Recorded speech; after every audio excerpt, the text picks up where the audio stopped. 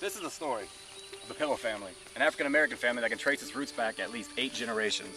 Their story begins with a group of slaves, Jeff, Francis, Perry, and Eliza, that lived on a plantation owned by Gideon Pillow.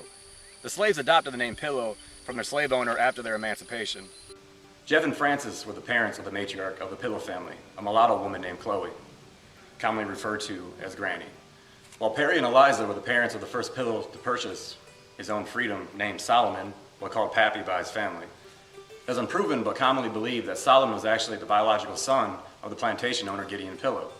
The Pillow plantation was inherited by Gideon Pillow's son-in-law, W.P. Ridley, who made Pappy his overseer. And Campbell Ridley, the brother of W.P. Ridley Jr., still lives and works on the farm today.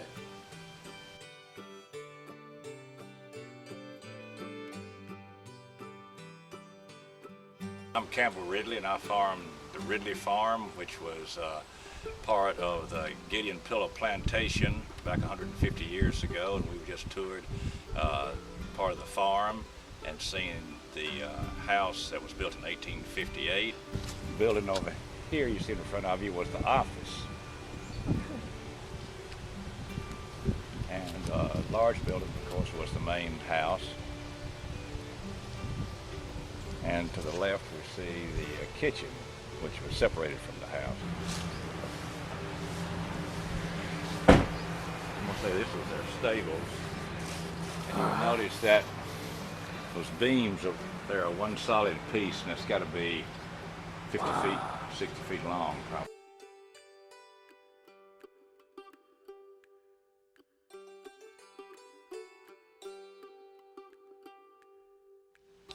Well, the slave quarters were located on the just below the main big house, which was on Mount Pleasant Highway, located between Columbia and Mount Pleasant. And the whole Ridley family lived there. William Pillow Ridley Sr. and his brother Campbell Ridley, but they lived in separate big houses. And they had their servants and house servants and cooks and everything. And then the other people worked on the farms. They didn't have any front doors on the slave cabins. They weren't allowed, they just didn't have any front doors on them. But later on, when they closed down the plantation more or less, and tried to beautify the place a little bit, they put a front door on those houses and put a porch on them and kind of made them look good.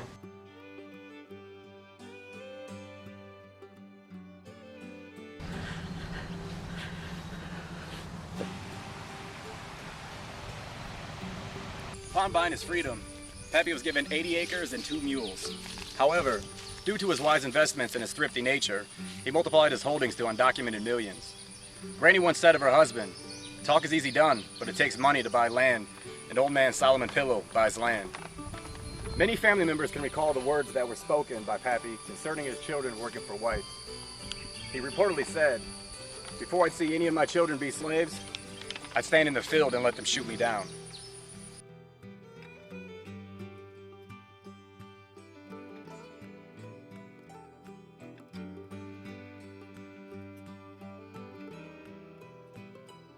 You know, their great-grandfather, Saul Pillow, he had plenty of money. He was, he really, you don't know true, he was a millionaire, but he let the white folks take all that money. I think, I know he should have had millions, but they after he got up in his 90s, he was trying to take care of his own business. And so the white people, they took, I don't know, tell how much money out of the bank. he was a cheap man. He had all that money, but he gave 1/4 for his election. He put that 1/4 right on the table every month. Oh, he was good. He left all that money in the home. He had 8 kids. And I married one of his daughters, Elizabeth Pillow. Okay, all right.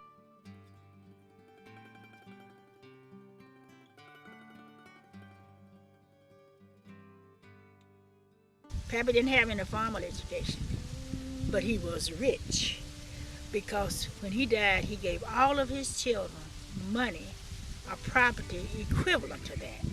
And with my granddaddy being the oldest grandson, my granddaddy got the 80 acres that we live on now. That's how that came about, because the 80 acres and 2 mules were given to Pappy during the Emancipation Proclamation. But Pappy took the same knowledge that he gained from working for Old Master and used it for himself, the reason why he accumulated so much. And he was very fond of my grandmother, Azora, because she was a school teacher. And whenever he had a document that he couldn't read, he always brought it to Grandma Azora.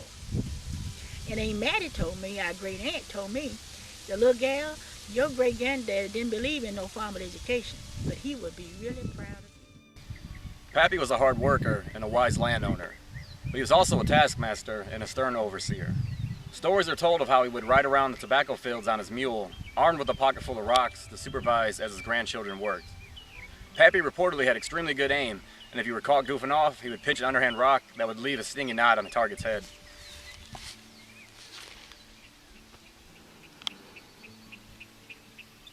Pappy was also known for his frugality. It is said that he would use the soot from the pots and the chimneys to shine his own shoes. Granny Chloe was also conservative in her habits. She reportedly loved Baby Ruth candy bars, but she had no teeth to eat the peanuts inside. Consequently, she would frequently suck off the chocolate and save the nuts and a napkin for her grandchildren to eat. Pappy was also a very religious person, a born-again foot-washing Baptist. Solomon Pillow was a deacon and founder of the Gilmore Hill Primitive Baptist Church. He also helped to build the old brick Primitive Baptist Church in Mount Pleasant, Tennessee. Solomon and Chloe also built and supported the one-room schoolhouse, Rocky Glade, where many Pillow children were educated up to the 8th grade.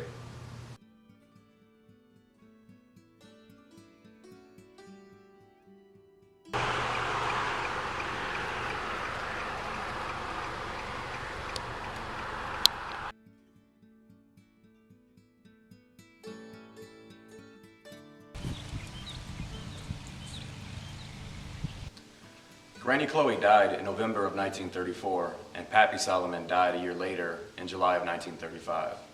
During their life, they had 10 children. Their first daughter, Mary Ellen, died as a child, but their second daughter, Maddie, survived to marry a man named Reuben Jones.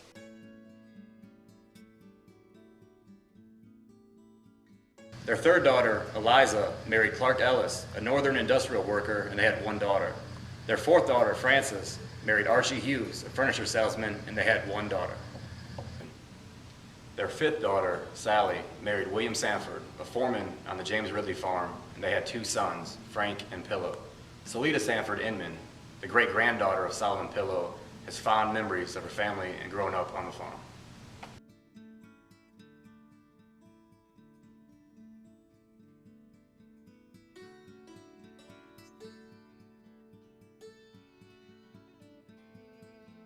A long story short, my granny, Sally, because she was part of me, and she's the only one I really remember in my family, because she lived in the house we lived in, which was an old Confederate home, had 15 rooms in it, and when she had her first stroke, she was able to get around, but when she had another stroke, she wasn't, and she had this old stick, and she would bam that stick, bam, bam, bam, what y'all doing up there in the other part of the house? And we go running down there to see what she wanted. But she didn't want anything. She just was nosy. She wanted to know what everybody else was doing.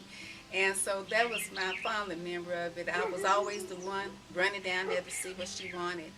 And the biggest thing that I think that she left all of us was her will and her sacrifice that she did for the family, because she was a headstrong woman, and I think that's where I get mine from. She was eager to help anybody. She was a faithful church member.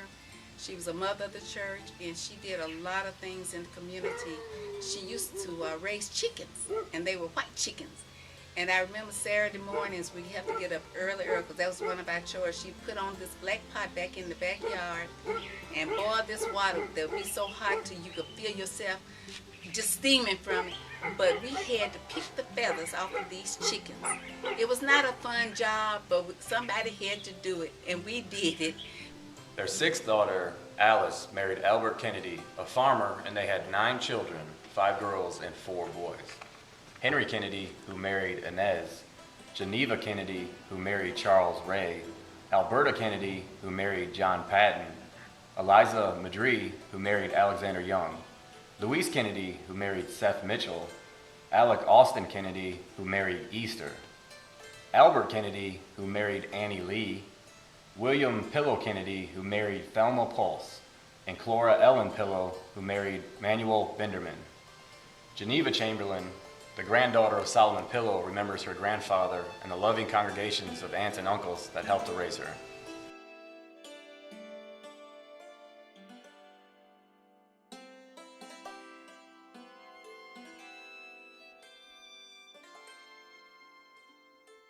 Well, really, I had a good life growing up. I think about it so often with the children being misused and molested and all that. Nobody ever bothered me. Everybody was there for me. My brother-in-laws, even my brothers, I remember one time my brother Elliot was going to cut up my cousin Myrie with an axe because she hit me. And nobody ever bothered me. When I went to high school, my sister-in-law, W.P.'s wife, Thelma, she was a good seamstress. I was the best dressed girl in high school. Okay, I was going to tell you, we would stop at her house on the way from school every day because my grandfather had a bored well, you know, one of those small wells, and it was always full of cold water. And we would get cold water out of that, and my grandmother would have what they call puddings, you know, cake. Pudding. And we would say, "Oh, Granny, this is the best water cake." She's all shut up. Anything's good to a hungry child. Didn't care about church, but my grandfather went to church. He got that buggy, and he went to Gilmore Hill early on Sunday morning. And another thing he used to tell us, was that all the time, by the time he got almost back home, it would be dark. And he said a ball of fire would roll and lead him home. He said, "That's my God, leading me home." And he said, I didn't ever see this fire now, but he said this red ball of fire would roll all the way in front of him from Gilmore Hill home. So anyway. It would be so dark, he couldn't see. So He said that was my God, he was leading me home. Yeah. And very spiritual, very spiritual. And the next thing I can remember is when my grandfather died. And it was if I remember right, it was kind of cool weather. But the sun was shining so pretty that day that we sat on the front porch. And if you know I'm wrong about that, that wasn't on the day he died. That was on the day when he started, Mr. Ridley started to selling off his horses and things like that. You remember? You're too young, I guess. But anyway, Mr. Ridley was there and they had an auction, great big auction selling off cattle and horses and plows and hoes and all that kind of stuff. And it was so pretty. We sat out on the front porch. And my grandfather had an orchard. He liked to go out and sit in the orchard for a long time. And I said to my daddy, "Why Pappy stay out there so long?" He said, "He's meditating." I think he was asleep, but my daddy said he was meditating. But anyway, the day that we were sitting out there on the porch, a red bird came. And he sat in that tree and sung all day long. Everybody talked about that red bird. I don't know how many people remember it, but he sat up in that tree right over that porch and he sung all day long. Well, that's about all I can remember. Good? Yep. Their seventh daughter, Elizabeth, married a farmer named John Davis, and they had 3 girls. Maddie Davis, who married James Patrick, Juanita Davis, who married Elton Reese, and Mary B. Davis, who married Eddie Riley. Florence Patrick Scott, a great-granddaughter of Solomon Pillow, recalls the hardships of farm life as well as her proud heritage.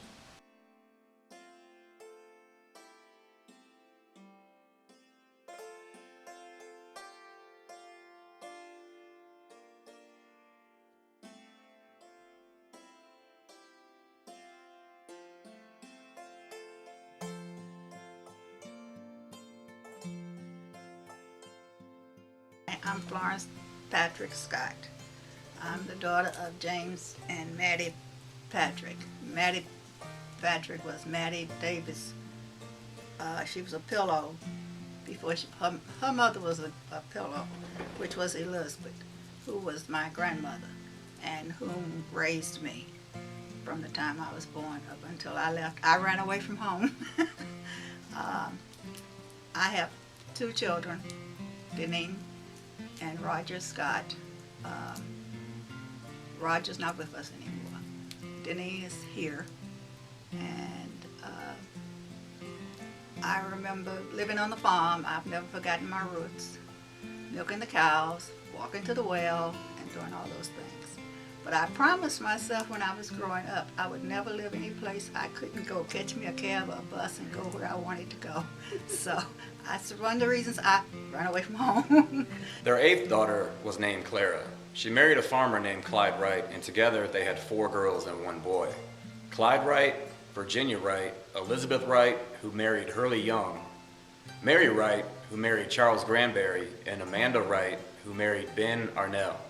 Amanda Wright Arnell, granddaughter of Solomon, speaks of the legacy of Solomon Pillow and his desire to have Trousdale Lane renamed Pillow Hill as it was formerly known.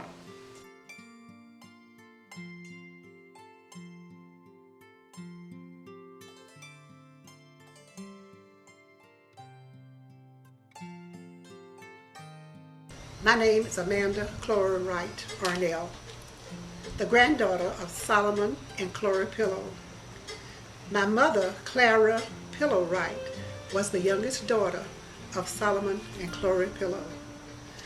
Our family lived near the Pillow Hill community as it was known in that day. Today it is called Trousdale Lane. Now I was hoping someday a descendant of Solomon and Clara Pillow would rectify that and get the name of Trousdale Lane changed.